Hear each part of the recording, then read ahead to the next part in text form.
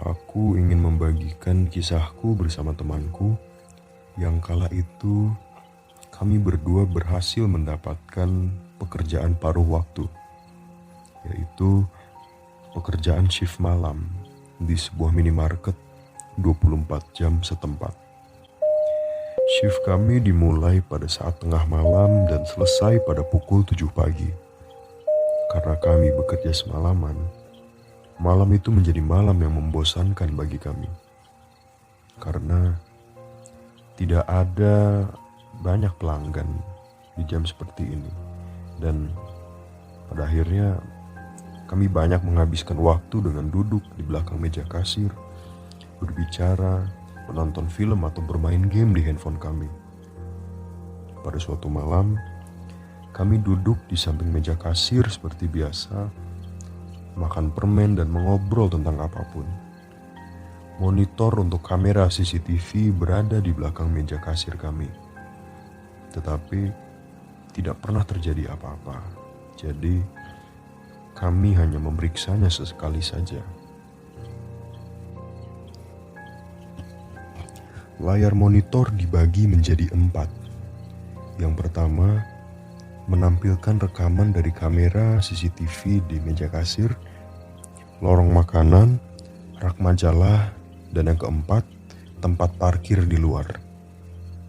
Ketika aku kebetulan melirik ke arah monitor, aku melihat ada seorang wanita berdiri di depan rak majalah dengan posisi membelakangi kamera. Dia memiliki rambut hitam yang panjang dan aku berucap pada diriku sendiri, aneh. Aku tidak mendengar bunyi bel pintu saat dia masuk. Aku pun tidak terlalu memikirkannya dan kembali menonton film yang sedang kutonton. Akan tetapi, ada yang aneh. Setengah jam sudah berlalu dan ketika aku melihat monitor lagi, wanita itu masih ada di sana. Wanita itu terlihat tidak bergerak sedikit pun. Aku pun kebingungan dan bertanya-tanya pada diriku sendiri. Apa mungkin wanita itu sedang membaca majalah? Akan tetapi, ketika kulihat dari dekat ke monitor, tangan wanita itu kosong. Dia tidak memegang apapun. Dia hanya berdiri di sana menatap rak majalah. Aku pun berbisik ke temanku. Hei, apakah dia mencoba mencuri sesuatu? Temanku pun berpikiran yang sama dan mengangguk setuju. Tingkah laku wanita itu tampak agak aneh sehingga kami pun keluar dari balik meja kasir untuk mencari tahu sekiranya apa yang sebenarnya sedang terjadi.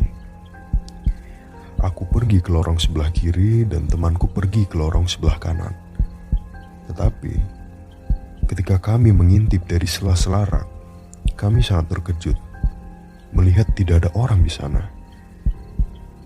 Kemana dia pergi? Tanya temanku. Dia seharusnya melewati salah satu dari kita, kataku.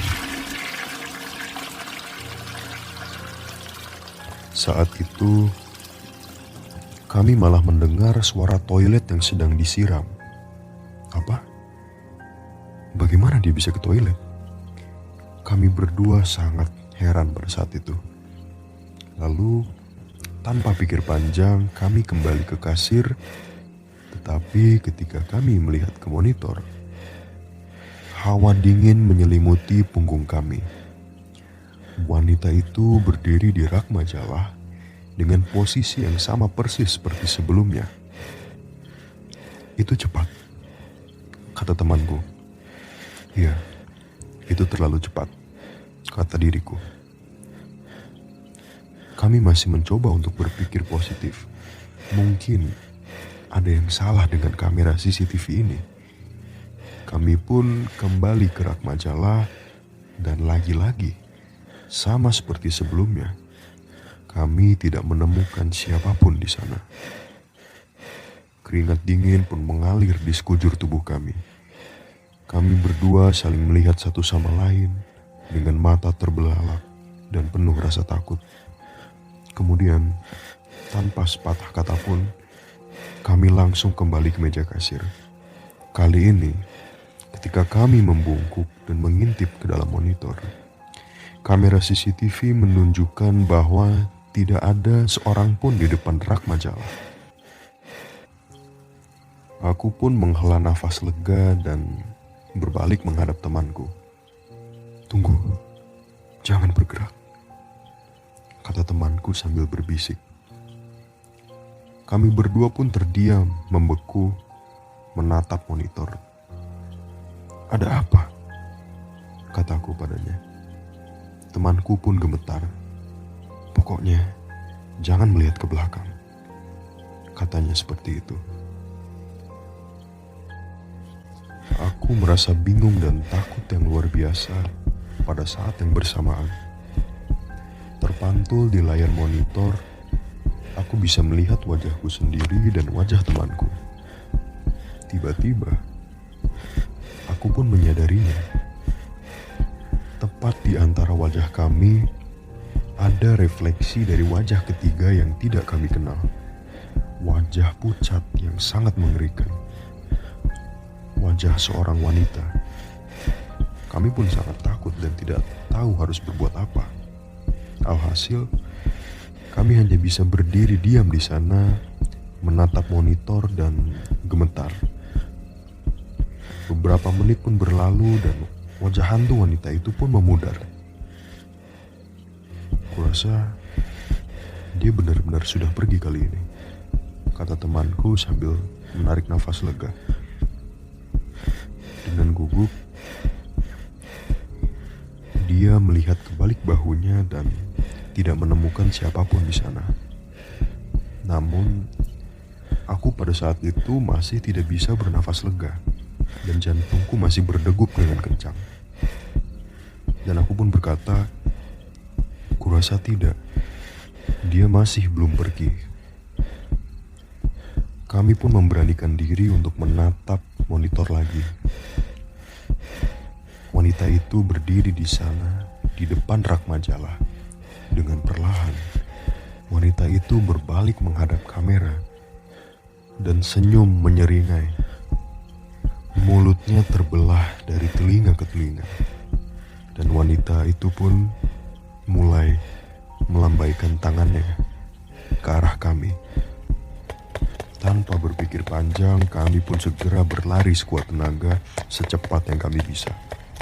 Kami langsung menabrak pintu depan dan tidak melihat ke belakang sedikit pun. Kami terus berlari dan kami baru berhenti berlari saat sampai di depan rumah kami. Keesokan harinya, kami menelepon pihak minimarket tempat kita bekerja semalam itu untuk berhenti dari pekerjaan pada waktu kami. Akhirnya, minimarket ini tidak lagi beroperasi selama 24 jam, melainkan tutup pada tengah malam dan kembali buka pada pukul 7 pagi.